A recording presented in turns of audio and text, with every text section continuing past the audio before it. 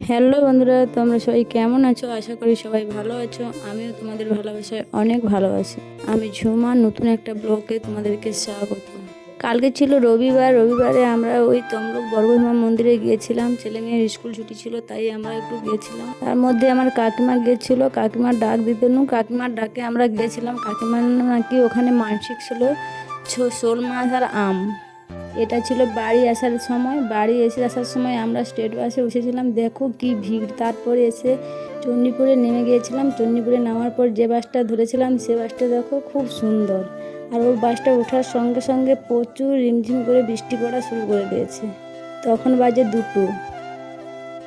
আমরা তো গিয়েছিলাম ওখানে। যাওয়ার পর পুজো দেওয়া শেষ করে যখন বাড়ি এসেছিলাম তখনই প্রচুর ভিড়ও হয়েছিল। যখন গিয়েছিলাম তখন কিন্তু ওয়েদারটা খুব সুন্দর ছিল। ওখানে যাওয়ার পর প্রচুর পরিমাণে এক দমকা বৃষ্টি হয়েছিল। ওখানকার আসার পর চণ্ডীপুরে বাসে ওঠার পর ওখানেও দমকা একটা বৃষ্টি হয়েছিল। এটা ছিল ভগবানপুর। এখানে এসে দেখো যেন মনে হচ্ছে বন্যা হয়ে গেছে। শুধু রাস্তাটা দেখো। ওখানে আমরা টোটো এসে একবারে বাড়িতে পৌঁছে দিয়েছে। এসে করে শাড়িটা চেঞ্জ করে, ছেলের জামাটা চেঞ্জ করে ওকে দুগাল আমি দুগাল খেয়ে নিয়েছি। সত্যি বলতে সকাল থেকে আমাদের কিছুই খাওয়া হয়নি। ওই একটা পুজো দেওয়ার পর নাস্তা একটা কিনে খাওয়া হয়েছিল। আর বাড়ি এসে প্রচুর পরিমাণে ভোগ লেগেছে। আর ভোগ লাগলে বেশি ভোগে বলে নাকি খাওয়া হয় না। অল্প দুটো খেয়েছিলাম।